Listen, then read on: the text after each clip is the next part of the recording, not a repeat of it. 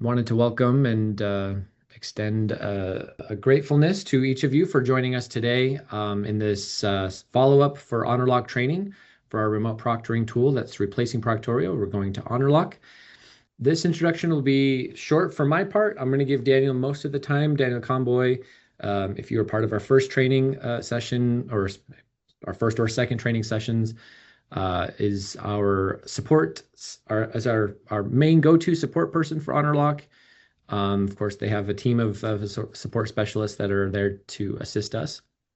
Um, just know that this session is going to be focused on the student side, like what it looks like from a student perspective and the student experience side of a student taking a test as it is being remotely proctored through Honorlock, the new tool.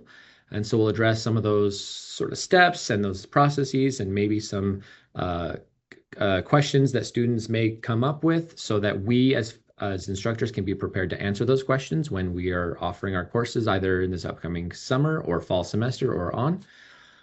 This session is going to be recorded and it will be posted a couple of days later once we get access to the video file and are able to cut anything down we need to. We'll be uploading it in our online utahtech.edu/faculty/workshops page, which I'll put a link to in the chat here. We record and upload all of our workshops in this space. This is also the same website where you can find the previous recording of the first Honorlock training that Daniel did for us. So with that, I'll help monitor questions in the chat. Of course, Daniel is an expert presenter and manages things very well. So Daniel, I'm just here to support you. But with that, I will actually turn the time over to you to begin the training. Awesome. Thank you so much, Hug. Yeah, so just in case you're not familiar with who I am, I will very quickly introduce myself. So I'm Daniel Conboy. I'm a senior technical customer success manager here at Honorlock. I'm actually part of a two-person team that's dedicated to ensuring the success of all the users at the institution. I'm actually joined by my colleague today, Matt Druhy, who's your senior customer success manager. So the two of us work together just again make sure everybody's fully supported, prepped, and then, just in case, I'll knock on wood here. I'm one of those superstitious, but just in case any errors and things pop up, we're here to get your questions answered and get you the support that both you and your test takers may need when using Honorlock. So, uh, today's training is very specifically about the student-facing experience. So, what it's going to look like when they're accessing their exams, what it's going to look like when they're launching their exam, going through the initial authentication steps that you may or may not turn on for an exam. Now, with that being said, we have after that we have the rest of the training session dedicated specifically to Q&A. So if you have questions about the training today, or even if you have questions about other aspects of Honorlock or things that may have occurred in our previous training sessions, we'll have a full, pretty basically, I would estimate about half an hour dedicated to that training session. So if you have any questions, you can come off mute and ask them there, or just type them in the chat and we'll answer them at that point. For our training session today, what I'm going to do is very, very briefly and quickly kind of go through what that instructor side of Honorlock looks like, just because some of the settings that we're going to be going through, we're going to experience on that student side of Honorlock. So we're going to go through that instructor side, talk about the settings that we have enabled for the exam we're going to be taking today. Then we'll switch over to the student side. We're going to take that exam as a student so you can see what that workflow looks like for test takers, what it's going to look like should they have to contact support, as they're launching, if they have to install the extension, things like of that nature, just getting prepared for their exam. And then finally, once we go through that, we'll open it up for Q&A, just so we can just make sure everybody's questions get answered. So with that being said, I'm going to go ahead and get started. Now, I am starting off here. I'm already logged into Canvas, and I'm logged in on the instructor side of Honorlock. What I'm going to do is I'm going to go into our course, and I'm going to just ensure that the exam we're going to be taking today is fully prepared and ready for me to take. So if I go here into Honorlock, in this situation, I've already created a quiz in Canvas. I've already enabled the exam, but I just want to go through and check just to make sure that these settings are set properly. So we're going to be taking this Honorlock assessment convoy right here today, and I'm going to click on settings just to make sure all these settings are set properly. So I've got my email notification set, so after the exam is completed, if Honorlock needs to send any emails, this is who they're going to be reaching out to. But we have our proctoring settings right here. So some of them are unique to our environment, but for today's exam, I'm going to be recording our webcam. So I'm just recording our front-facing webcam. I'm going to be recording the screen. So when I go through as a student, I'm going to be asked to share their screen, and then everything captured on screen will be recorded by Honorlock for my review later. I'm going to be recording web traffic, so as I go through to other URLs, whether they're allowed or not allowed, we're logging all that so you can see that behavior when you're in that session review post exam. And then we're actually now getting to the authentication step. So for our test today as a student, I'm going to be taking a quick selfie. And then right after that, I'm going to be asked to scan my ID. Now, when I scan my ID for the from Honorlock side, what we prefer is an institution issued photo ID, so just a school ID. But if they don't have a school ID, any form of government issued photo ID works. So a state ID, a driver's license, a passport, all of that works. We just need the name on the ID and, of course, a photo on the ID. And you'll use that afterwards to go ahead and compare the test taker during your review process. So you'll see what this looks like when test takers are going to scan the ID. They have multiple ways here. We have our room scan option right here. We have it disabled just because I've got a pretty unique setup where I've got to connect multiple monitors and kind of do a whole bit of business right here. So I'm not able to complete a room scan. So we'll be skipping over that here today. But worst case scenario, we can kind of go through it and talk about that room scan, what it's going to look like for test takers. We have two calculator options for test takers during the exam, the basic or the scientific calculator. Of course, when I select one, the other one deselects. And just a reminder, if you don't want to give them access to any calculator, we can click on the one that's currently enabled and it disables both options for the exam. Today, I'm going to show you what that scientific calculator looks like. So you can, of course, see if that's something you want to provide to your test takers. And then we have some of our exam security settings like disable copy paste, disable printing, our browser guard for the exam, allowed site URLs. We automatically block virtual machines, so you don't have to worry about that. But with allowed site URLs right here, we can actually configure which which URLs test takers are actually allowed to access during the exam. So in this case, all URLs are going to be prevented. I'm not going to be able to go to Yahoo, to Wikipedia, to ChatGPT.com, anything like that. The only websites outside of the exam itself, I'm going to be allowed to access are honorlock.com/support, youtube.com. And the baseball season just fired up, so we want to check scores, baseball scores in the middle of the exam. So MLB.com is allowed. It's believe it or not, we've seen some pretty unique URLs on exams, so that's not even the most outlandish one. Now underneath that, we have our enhanced desktop security here, which is our Honorlock application. We won't be demonstrating that here today, but we then are going to move on to our guidelines. And then our guidelines are just going to tell test takers before the exam and during the exam what resources and what behaviors are allowed for the exam. You'll see when I go through as a test taker, it's just a quick checklist. They can see, in this case, open book will be allowed, notes will be allowed, scratch paper will be allowed, and then on the right side of that with red X's, you'll see restroom breaks, not allowed, handheld calculator, not allowed, and so on and so forth. So you'll see that right there.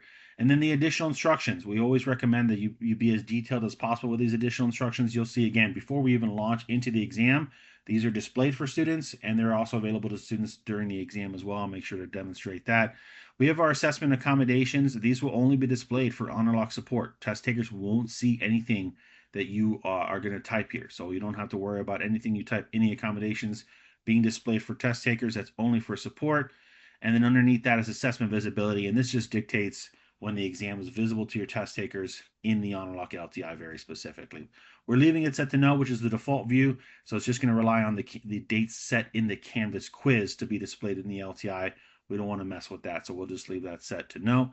And we'll hit save here just to make sure everything looks good. And now that we know all the settings are properly set on this exam, we're going to switch over to our student profile here, and we're going to take this exam as a student. So let's really quickly switch over to our student profile. And now we're logged in as a student. We're going to go into our course where we're going to be taking this Honorlock enabled exam at. Now, as a test taker, if it is a native Canvas quiz, there are multiple places we can launch this from. We can go into the Honorlock LTI. We can launch it from the quizzes tab. If you've got it located in a module, we can launch it from the modules tab. If you have a certain workflow or setup already prepared there, there's no need to change it for Honorlock. So if you've got all your exams listed in the modules, or if you routinely tell your test takers, hey, check your quizzes and launch your quizzes from the quizzes tab so you can stay on top of it, that also works for Honorlock. There's no need to change that behavior. I will tell you, I'll tell you directly.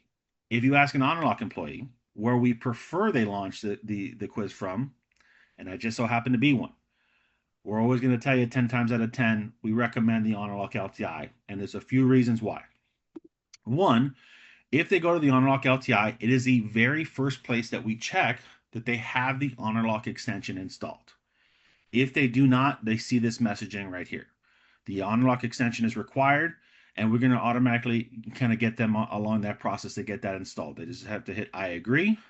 And when they hit get started, we're going to open a new tab, take them to our listing in the Chrome Web Store, and we're going to hit add to Chrome right here. When we hit add to Chrome, we're going to hit add extension. The extension automatically installs right here. And then when we close this up and we go back to Canvas, the LTI now shows which quizzes are available to take in Honorlock right here. So these are all the exams that are available for us to launch. But outside of that initial extension check, this is also the very first place that they can start a chat with Honorlock support. So right here in the bottom right, you're going to notice that this chat bubble follows them everywhere in Honorlock. This is how they get connected to Honorlock support 24/7, 365. So should they have any questions, whether it be before the exam, during the exam, they just click on this chat bubble right here, and then they can go ahead and start a chat with Honorlock support 24/7, 365. So this is the very first place that they can start a chat with Honorlock support here in the Honorlock LTI. Now, for test takers, there are multiple resources available for them here as well in the Honorlock LTI. We have our Need Help bubble, which is going to also get them connected to support. So we have multiple ways to connect with support. And then right here in the top right, there's a little menu button. And that links them first to our knowledge base. This is the knowledge base that we've shared this link in our previous trainings as well. I'm also just going to really quickly pop them in the chat, pop this link again in the chat right here. So the knowledge base is accessible to both test takers and, of course, instructors and administrators as well. We have a lot of getting started guides, troubleshooting resources, just general information articles that test takers may need or may want to read in preparation for their first Honorlock exam, or again, even if they're maybe having some troubleshooting guides that they want to read through should they want to troubleshoot the steps themselves. But of course, we have our little search bar right here. So I can type in something like privacy, and that takes us right to test taker privacy resources. So if you have questions, test takers asking about student privacy, how does Honorlock respect student privacy, things like that, you can very quickly find an article here in the knowledge base, or they can find it very quickly using the search bar, and they can get all the answers they need. So that knowledge base is especially helpful. We always recommend that you as instructors bookmark it, and then test takers, if possible, I know it's a little bit of an ask, but they bookmark that as well. I'm sure not a lot of test takers want to bookmark a proctoring site, right? But it's always a strong recommendation. Now, underneath the link to the knowledge base is a fantastic tool. It's called the Honor Prep Guided Tour. So we talk a lot about, when it comes to our recommendations, creating practice exams in your courses. Practice exams are free of charge for test takers. They're free of charge for the institution. They give test takers a very accurate representation of what an actual exam is like. They run through it. However you set that up when you're creating the practice exam is exactly how it would be on a standard exam. They can go through that an unlimited number of times, and then it is a great practice. It helps them get acclimated, a lot more comfortable prior to taking something like a high stakes assessment like a midterm or a final exam. But again, if you have test takers who are maybe especially anxious, they've never used proctoring software before, maybe they're incoming freshmen, they've never had to take an online exam like this before, recommend they take advantage of the Honor Prep Guided Tour. The Honor Prep Guided Tour is a little bit different from a practice exam, as a practice exam is, again, they're just doing it themselves, but there's no risks there. It's just a practice exam. They can make mistakes. But the Honor Prep Guided Tour is a step-by-step walkthrough of what taking an exam with Honorlock is like. As you can see here, it's actually going to show them our system check, which we're going to see here in a second. It's going to walk them through and educate them on how Honorlock works, how we're linking with the camera, firing up the camera, providing recordings, things like that. It's going to guide them through what the authentication steps look like, and it's even going to give them a preview of what it will look like during the assessment. So it'll even take them into like a faux assessment and show them what their layout's going to look like so that they are prepared for it when they actually get into the exam. It takes about 7 minutes. It's a full-on guided tour. Again, just like with practice exams, there's no charge to anyone involved here, no charge to the institution, no charge to the test taker. It is a free step-by-step guided tour. This is a great first step in the Honorlock process. They can complete the Honor Prep guided tour, try it out themselves with a practice exam. And then once they are fully confident, prepared, and ready to go, they can go ahead and take that midterm exam, that final exam, that standard quiz that they are going to have proctored with Honorlock right here. So that is the very first place that they can take advantage of the Honor Prep guided tour here as well. Now, we're actually going to go ahead and launch our exam. We're going to take this Honorlock assessment convoy right here. When I hit launch, the first place it's going to take us is to the actual Canvas instructions page. I've taken this exam multiple times, as you can see here. I ask that you don't judge my scores. I usually just do this for demonstration purposes. I promise I'm smarter than this. But if there are any Canvas instructions here, they'll be displayed. In this case, we don't have any, so it's just a blank space, and I can hit take the quiz again. And when I do, I'll actually be taken now to the very first part of the Honorlock process. This is the data collection and use page. So this is where we want to provide this information to test takers prior to even launching their assessment as to what type of data we collect, and then how we use and share that information with your institution, because at the end of the day, it is your institution who's the owner of any data collected. But we want to be proactive here and provide test takers with our test taker privacy notice and our terms of service. This is all things that they can read through and, just again, be educated and be as comfortable as possible with the process. So once they're ready to go, they hit I agree to both, and then they can continue on to the system check. Once they get to the system check, we have a system compatibility check right here where they can run a quick system check that'll tell them if things like their browser are not supported, their operating system is out of date or kind of on that borderline. And then there's a quick network check just to make sure that their network is up to date. Excuse me, not up to date, but meets our minimum system requirements speed wise right here. So they'll see either a red X, this yellow exclamation mark, or a green check mark on the system compatibility check right here. And if there's anything that doesn't pass, they'll see some information right here on what they need to update or what they need to get addressed. Underneath the system compatibility check, we have the actual system assessment guidelines. So the very first thing that appears for test takers is the additional instructions. So all those very detailed additional instructions you went out of your way to type up, it's all displayed right here. They have to read through these additional instructions. And as they read through the additional instructions, they're then going to be met with the guidelines you've selected for the exam.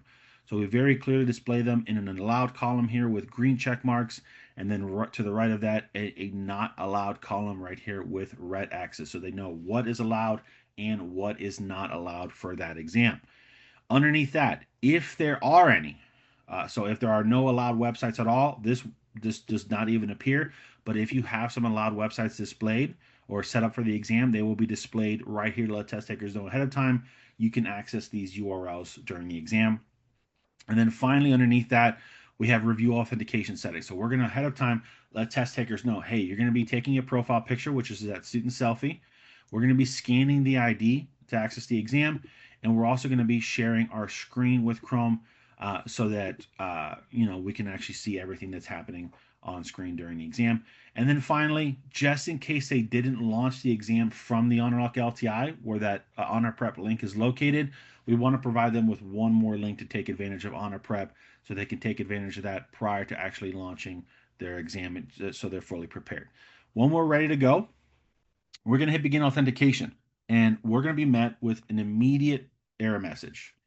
And the reason being is because I have multiple monitors connected to my device.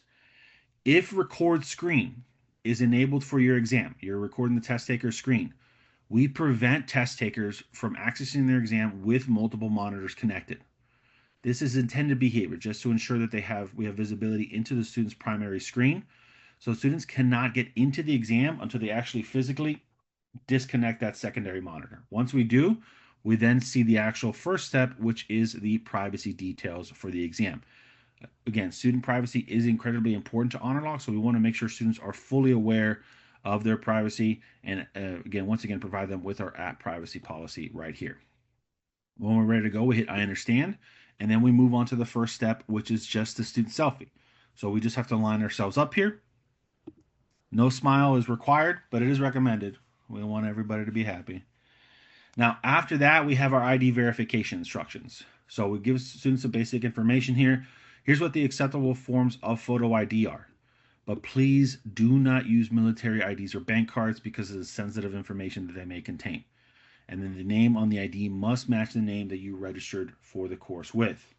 When we hit continue, we actually have multiple ways to scan the ID. I'm going to be taking advantage of what I call the classic method. This is what we've always done, where they just use the webcam to scan the ID. But we also have an upload photo option. In upload photo, there's two ways to upload an image of their ID. There's the mobile verification, where they can actually use their cell phone to scan an image of their ID and upload the ID that way. Or if they have a digital ID that is stored on their computer, they can just upload the image of the ID that way as well. This is especially helpful.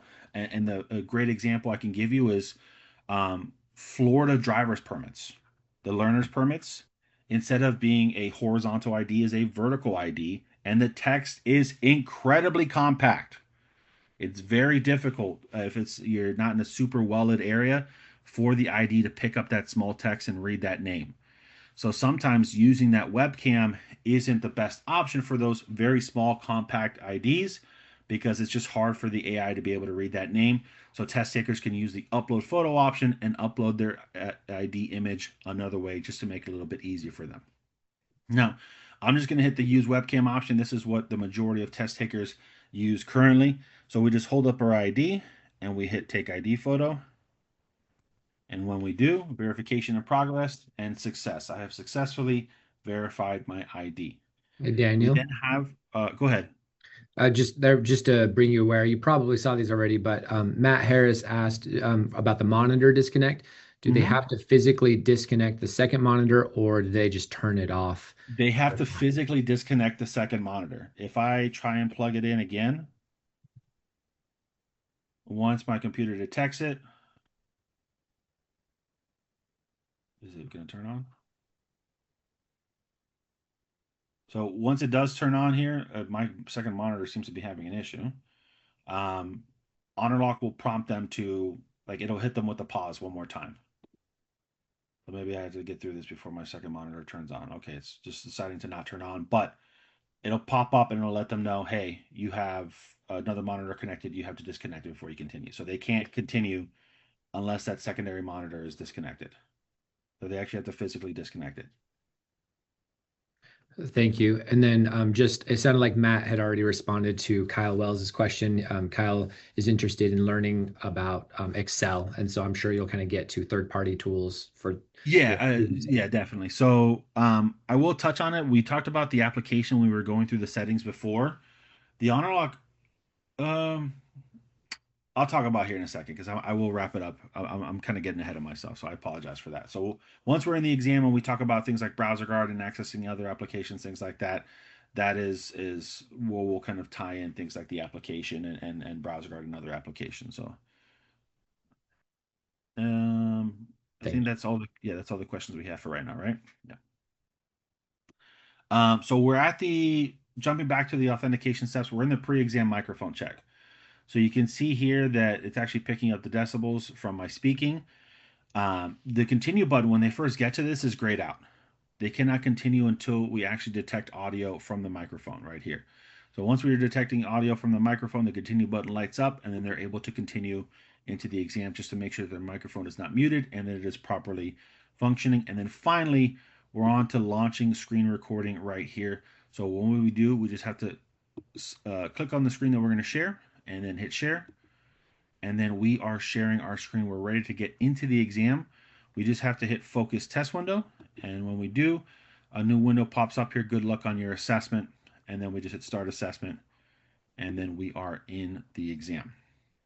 Now, we spent about 10 minutes, 5-10 minutes doing that process. What I want to immediately point out is that the exam timer only shows that 10 seconds have ticked off. The exam timer does not begin until the student is actually fully into the exam and can see question one. So that any time the test taker spends completing authentication, maybe they have trouble while they're scanning their ID, they just can't get the ID to scan, so they have to start a chat with support to have a human being manually verify the ID. All that time, you can always communicate with test takers ahead of time. If they have any trouble during those authentication steps, do not worry, don't stress out. You're not losing any exam time. So if they have to connect with support, they have to relaunch proctoring, whatever it may be, they have any troubleshooting steps to do, the exam timer does not start until they're actually in the exam and can see question one. So we're not making them lose any exam time for having trouble getting into the exam itself. Now that we're in the exam, uh, the only difference view-wise for test takers is this blue bar here at the bottom. This blue bar is the Honorlock test taker toolbar. And that's where we can include all of those helpful links that you've set up previously for test takers to access during the exam. The first thing on the list is the assessment details. The assessment details will open up a sidebar. It contains all of our guidelines, so in case test takers need to reference this during the exam, they can see the guidelines. If they need to reference the additional instructions, you provided very specific additional instructions for test takers for in the exam. We see very often test instructions will say something like, when you get to question three, you need to perform an additional room scan or something like that. Failure to do so results in a point deduction. That way they can go back and reference, hey, I remember I had to do something on question three. What was it? They can see those additional instructions again. And then finally, the allowed URLs. Any allowed URLs you set up can be accessed right here during the exam. So for right now, if I want to go to MLB.com and check the baseball scores, I can just click on the link instead of having to manually open a new tab and go to MLB.com.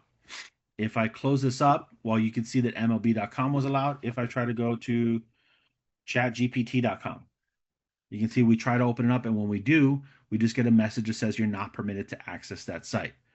We don't want to raise test taker anxiety and stress during the exam. So even if they're doing something that is being flagged on the back end for your review, we're not telling them, hey, you've been flagged. You're not allowed to access that site. That accessing that site was a big no-no. We're just letting them know that, hey, that site is not allowed for access during the exam. If I try to go to yahoo.com, the same thing pops up. You're not permitted to access that site. It goes away automatically, or they can click the little X in the corner right there just to brush it off during the exam. Once they are good with the URLs right here, of course, we can always bring that back up by just clicking the assessment details button right here. We can then move on to the calculator. So this is the Honorlock scientific calculator right here. With all of our calculators, you can click and hold and drag and drop, place them anywhere you like. When they do some calculations, we can hit the compression button. It'll compress the calculator so they can get more visibility onto the screen. And then we can expand it right here just to get it back and start using it here once again. Any interim calculations also remain on screen. So if I go 7 plus 7 equals 14 and I close it, and then I go 4 and then I hit next, and I bring the calculator back up, 14 remains on the screen so they can keep track of their work right there. Now, next to the calculator is the webcam right here. So test takers can use this just to bring this up here. They can be more comfortable with what the camera, a lot of test takers have given us feedback that they feel more comfortable when they know exactly what the camera is seeing. So, and a lot of times it comes in handy because for example, longer style exams, hour-long exams, 2-hour-long exams, test takers can tend to get real comfortable when they're sitting at home and they're just sitting at their computer desk. Maybe they have the monitor tilted too far back, and then they kind of realize, oh, part of my face is off screen. I don't want to get flagged. So they kind of reposition themselves, and then they can make sure that they're within view of the webcam. And of course, they're comfortable with what the webcam is seeing. It's properly positioned so that there isn't anything being, personal being captured on the wall behind them, things like that. So we can close that up here. We can minimize it, and then we can actually talk about the minimize button. So sometimes this viewpoint, depending on if, for example, if a student is too zoomed in, if they're too zoomed in, this toolbar might get in the way. So as we scroll down here, we can actually minimize this toolbar just to get it out of the way here so we have full visibility into the actual exam screen right here. We're going to zoom out here a bit. We're going to go back to normal. And then if we need access to it once again, we can just click on the expand button. Before we do that, we can actually customize this. We can drag and drop, place it anywhere we want. And if we need access to it again, we can hit expand and it'll revert right back to its original size right here. To the right of the minimize button, we have this little menu option right here where we have access to our Proctor window, our knowledge base, should they need any support guide, and then again, one of two ways to start a chat with support. So we have chat support here through the test taker toolbar, and this chat bubble that's been with us the whole way, chat support right here. So students need any assistance before they launch proctoring, during the authentication steps, and even now during the exam as well. This support bubble is here for them 24/7, 365. Support is there for them. So always let test takers know should they encounter any error messages. If they're in the middle of the exam, Honorlock is there to support them. We can diagnose it quickly, get connected with their device, and help them overcome any potential technical issues that they may encounter. We're not going to here to help. We're not here to help them with the exam. So if they don't know what H2O is, they might be out of luck on that one. We're not going to. We can't provide any exam assistance. But should they run into any technical issues during the exam, maybe their camera malfunctions, we can help them out, send refresh signals, get that camera relaunched during the exam. So they have access to support all the time through that chat bubble right here. As we proceed along the exam, we can answer one more question right here, hydrogen and oxygen, and we're going to hit next. Now, I don't know if this is true or not. Energy is represented by E in the formula E equals mc squared. So I'm going to try and cheat. I'm going to try and use a keyboard command. I'm going to try and copy this, and then we can see copy is not permitted. Copy paste is being prevented on this exam, so I can't use a keyboard command. I can't Command C on my Mac. Let me try the old school way. Let me try and right click. Right clicking is not permitted either, so I can't right click and select copy.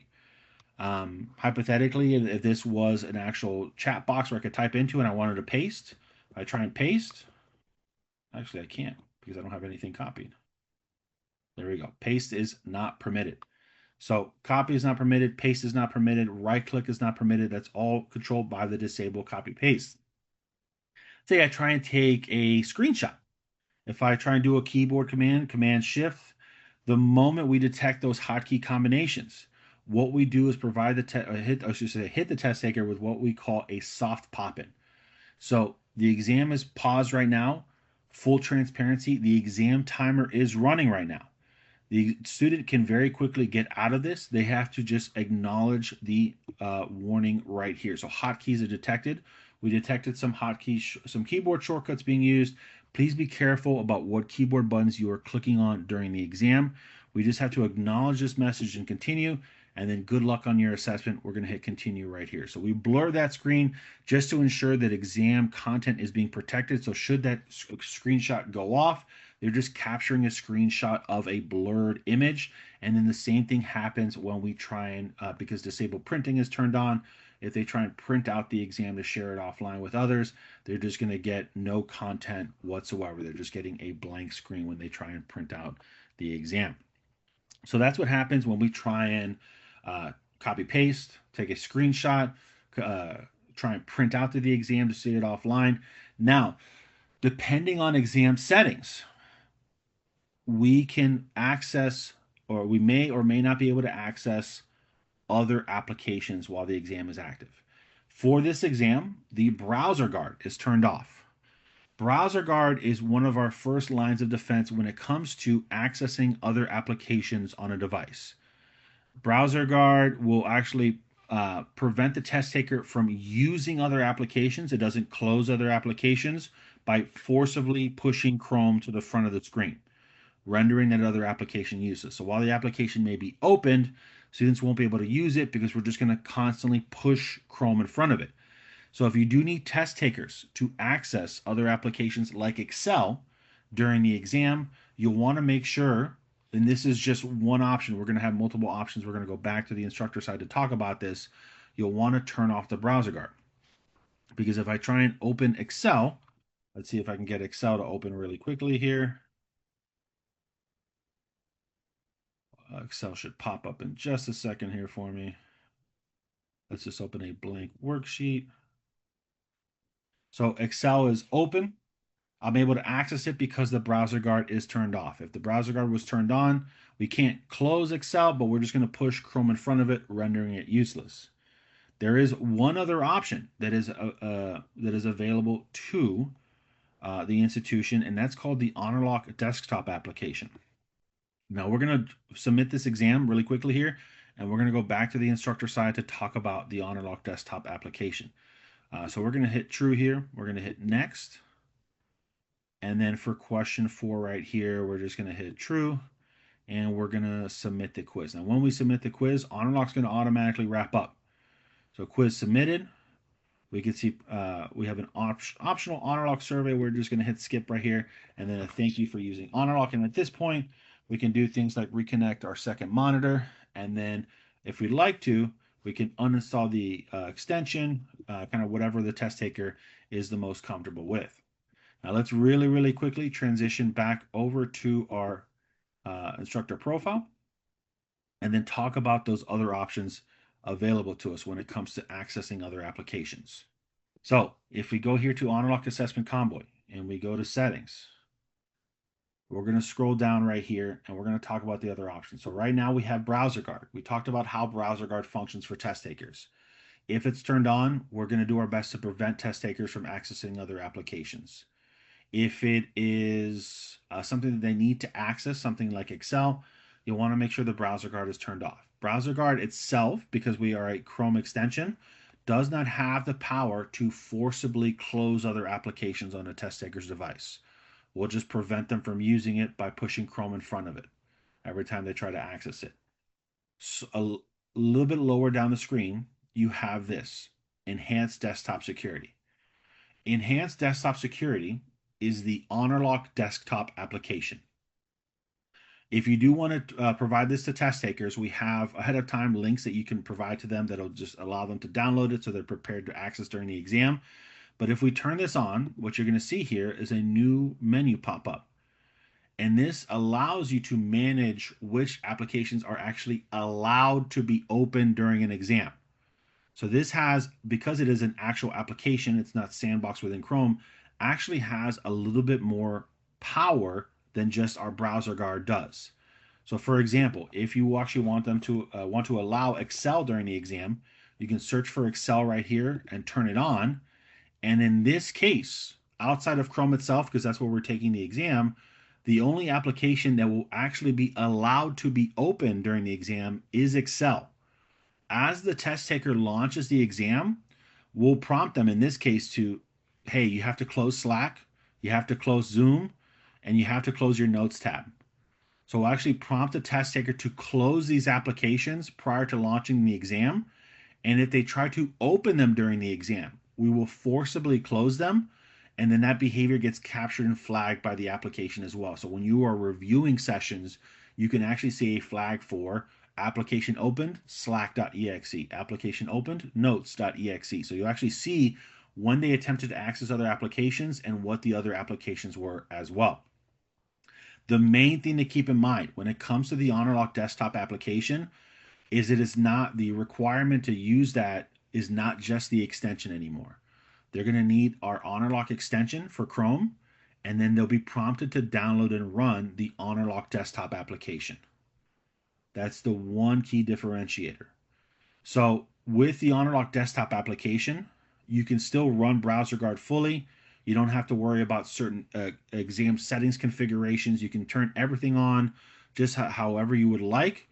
And then the one thing to keep in mind is now desktop security. You can actually fully control which applications they can have open on their exam. If in case you ever want to check what you actually have allowed, you can see here I have one allowed app. You can just hit allowed only, and then it'll show you all the applications that you do have allowed for the exam. But you can actually see that we've got a pretty extensive list right here. If I turn off allowed only, you can see things like Discord. You can see things like Microsoft Teams, if you want to communicate with your test takers through Teams during the exam. Some instructors do things like that. They'll have Teams as an allowed application. If you want to allow Slack, if you want to allow other browsers like Edge, you can allow other browsers so they can use other browsers. Outside of whatever's listed here, for a perfect example, if you do see something that's not listed here, it might not just be an application that we've encountered before. So you can always reach out to us and say, hey, can we get this application added so that I'm running the application. I want to be able to control or turn this on or off for the exam. So you can always reach out to us just to add additional apps as well. Daniel, All right. just something that may be relevant, especially considering Excel. We had a faculty do a trial period for us last semester and used the Excel, allowed Excel as an application to be run for students for exam taking purposes, but ran into issues with related to like going back and forth between like the test and Excel in the sense that they were supposed to take a sort of equations or data or whatever and copy and paste them into it.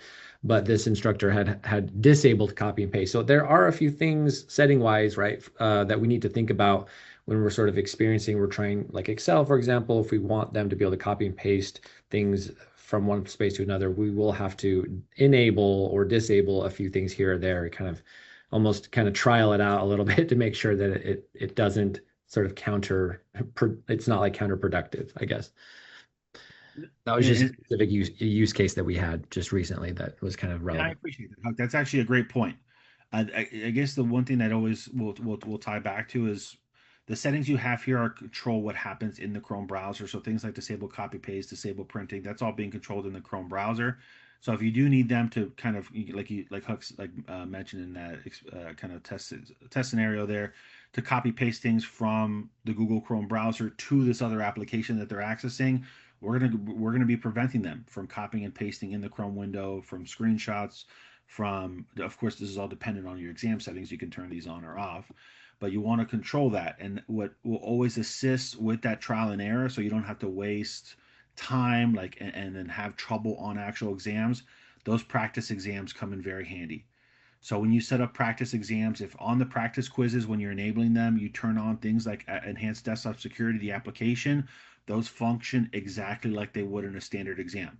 So you can always prepare test takers for those runs on midterms, on finals, things like that, when by enabling those practice quizzes, just to get those potential errors and troubles out of the way, and you are fully prepared for those actual high stakes exams or just whatever actual real exam that you're going to be taking in that course. So I appreciate that, Huck. That is a great point. And then again, that allows us to kind of double down on the importance of those practice quizzes and making sure those are taken full advantage of.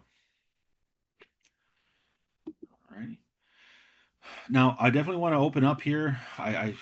I'm a little bit too passionate about Honorlock, it seems, so I took a little bit more time during that student experience than I intended. So we only have about 17 minutes left here for Q&A, open Q&A. But if you have any questions, whatever you're more comfortable with, if you prefer to type them in the chat or if you want to come off mute and ask questions, I'm more than happy to kind of give you all the time and ask away, answer any questions that you may have. Or if you want to see anything, I'm happy to kind of demonstrate as long as I have the ability to here. Daniel, one question that just came to mind for me, just real quick, it sounded kind of intuitive, but when I'm taking an exam in Chrome, we using the extension or whatever, does it force full screen on that? Is that part of the Chrome extension things? If browser guard is enabled, yes. Okay. Browser guard will force full screen. If browser guard is disabled, it'll allow the test taker to reposition or resize the window. Okay. Thank you.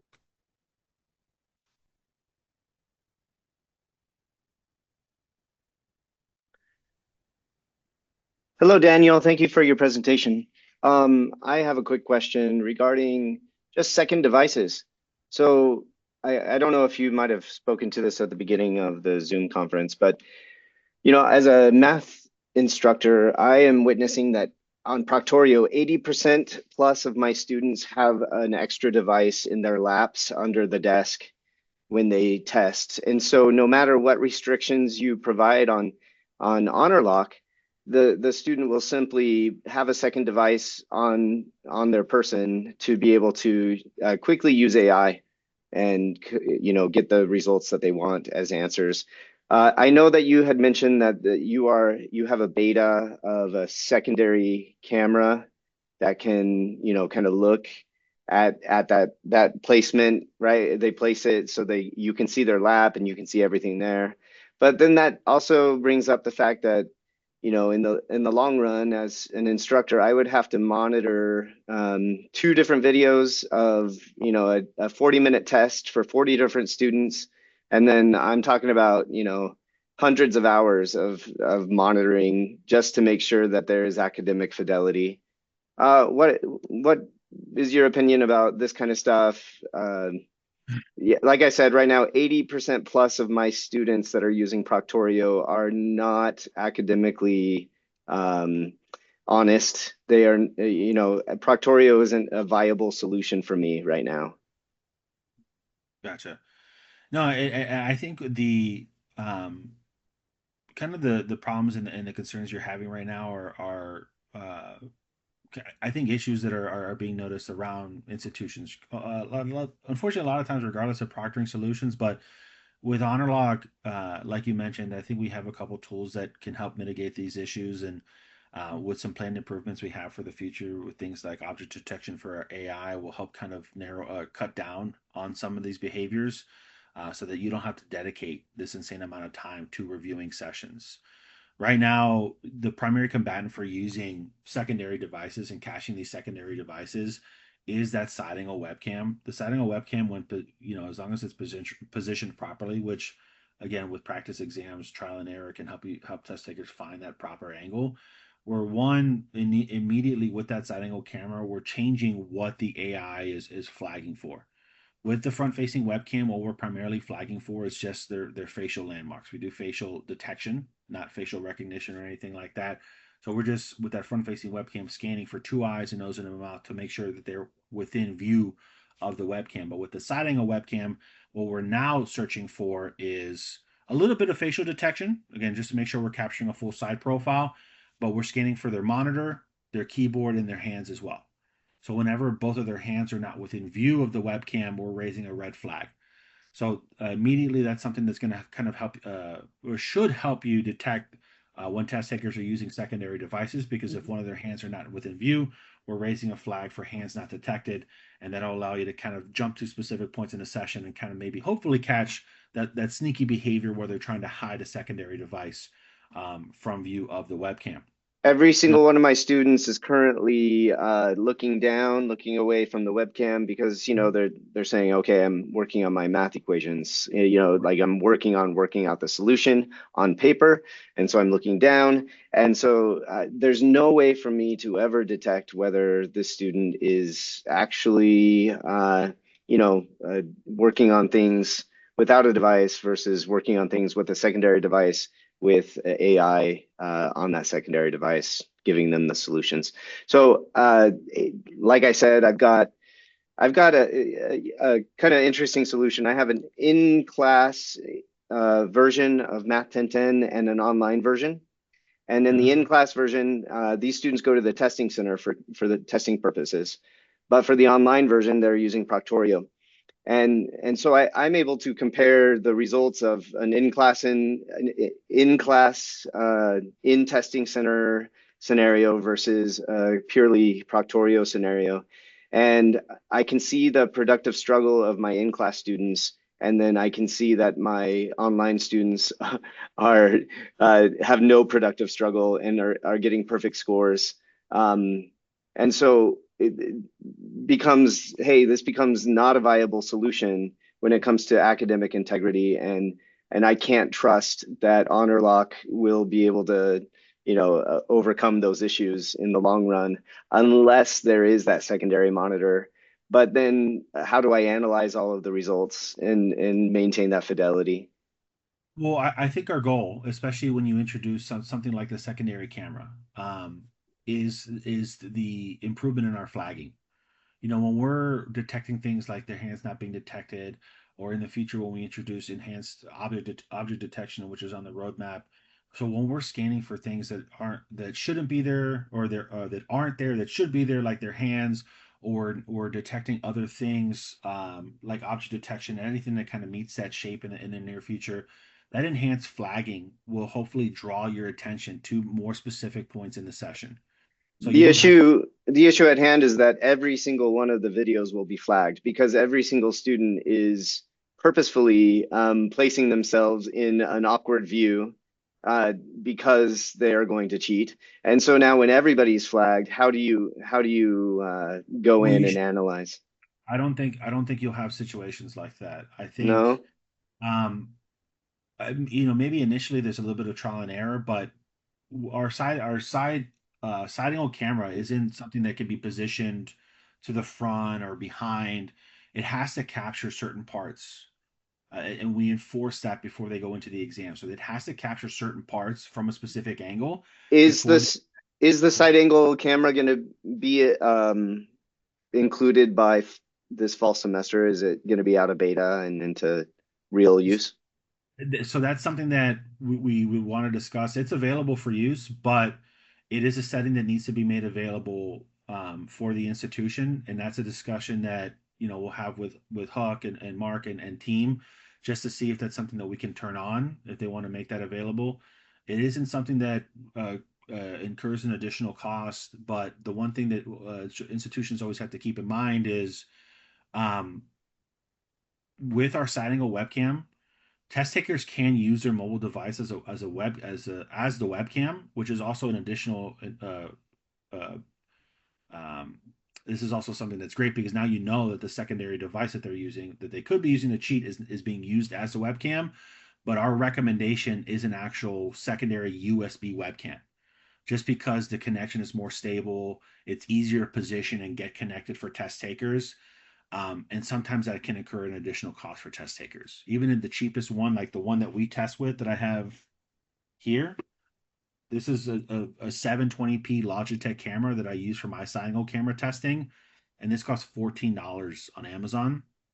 But we understand that $14 for a university student is, can go a long way, especially in today's economy. $14 is a lot of money and can be a big ask for test takers. So that's something that before we turn on and make available, we need approval from the institution to do so. Thank you for your comments on this. I appreciate it. It's my pleasure. I'm happy to answer any questions you have in the future about it as well. Okay. I was just going to jump in, Neil. This is Mark, just director of Utah Tech Online. Appreciate your mentioning some of your concerns about that.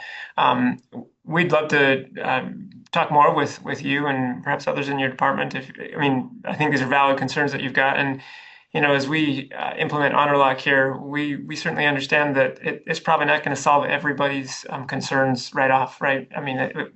We understand the kind of the environment that we're all in this way with online students and other students as well. So anyway, it sounds like you may have some interest in that beta with the secondary camera. Anyway, we'll reach out to you and hopefully have some more conversations about that. Thank you, Mark.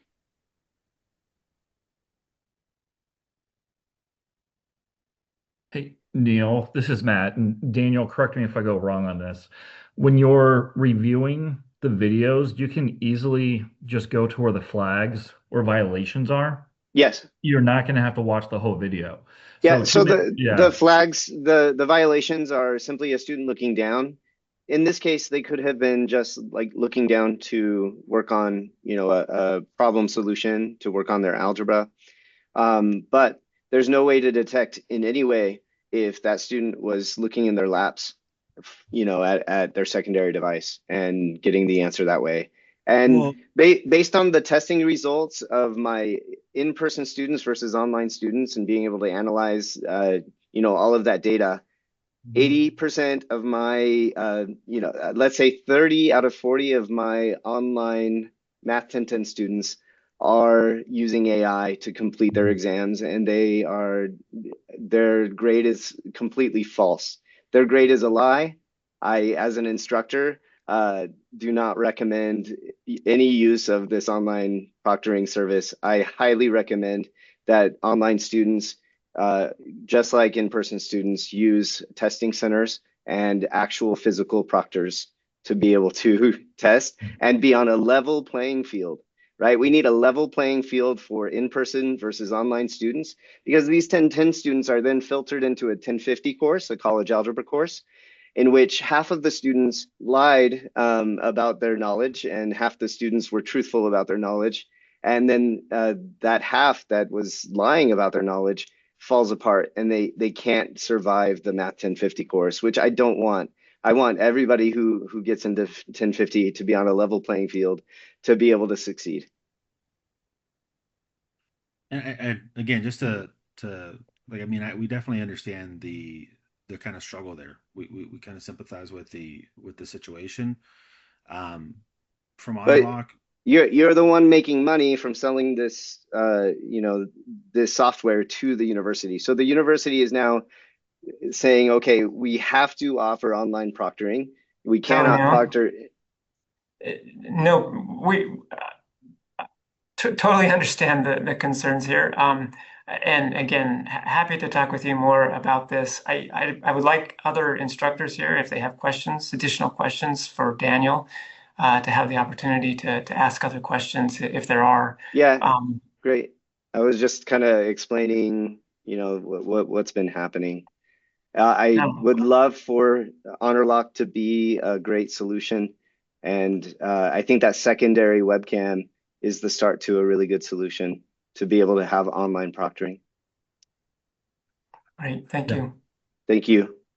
I did see a question just pop up in the chat. So it's a question about registering a third-party assessment in Honorlock, particularly when using inclusive access with MyMathLab. In the current setup, students typically do not need to enter their credentials to access MyMathLab through Canvas. However, when using a third-party assessment with Honorlock, it appears that students may be required to log in separately with their credentials. Could you please clarify how to properly register or configure a third-party assessment in this situation? So in this case, so my understanding is that they would generally access those assessments through maybe like another LTI or another section here in Canvas itself, and using single sign-on. Like so, if, for example, let's say there's a MyMathLab LTI here in the Canvas course. When they click on the exam through there, they don't have to register anything. It uses single sign-on, so it takes them directly to the exam. In that case, when I'm going to switch back over to my instructor side. Oh, I was on my instructor side. Excuse me. When you're registering the third party assessment, instead of selecting for the platform, instead of selecting MyMathLab or McGraw Hill or whatever the actual third party publisher is, select access through the LMS.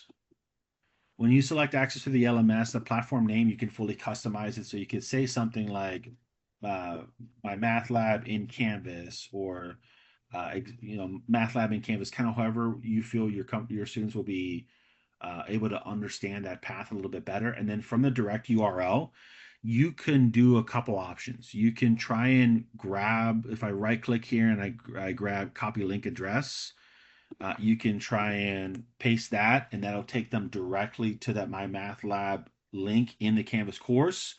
Or you can just try and grab a link to the Canvas course, and then from there they just click on MyMathLab. And then of course it won't require them to take them to a sign-on page, things like that. If you do select MyMathLab right here, the direct URL we provide them with is just the URL to the Pearson sign-on page. So you can even then, if you want to, select MyMathLab and then just change the URL to the copied URL you got from the actual MyMathLab LTI here. You can change it to the actual course URL, things like that. So that link will just redirect them back to the course where they can click on the exam and then using that single sign-on procedure, take them directly to the exam. So there's a kind of a couple different ways to customize it based on your liking. But our recommendation, because they're just accessing it through the LMS naturally, just select access through the LMS and then provide them with that direct link. That's great. This Thank you so much, Daniel. is my pleasure. My recommendation here, personally, I would just provide them with the link back to the course, because sometimes the link to the actual LTI can provide them with redirects, and then it can cause some issues. It's not 100%, but it's enough that I would just recommend providing the direct link back to the course itself. Okay. Yeah. Thank you. My pleasure. If there are no more questions for right now, there's no pressure to ask questions. We always like to emphasize that the time for questions doesn't end during these sessions when these sessions end. You can always reach out to Honorlock support 24/7, 365. You have a special admin support chat that instructors go through that is separate from the student queue. You can always reach out to myself and Matt. We're happy to answer any questions that you may have. And I know, of course, the team at Utah Tech has created a kind of thorough support structure as well. So I know Mark is there, but Huck is there. And then, of course, if there's anything that goes over their head, they know they have us there to support them as well. So we do want to thank everyone for their time today.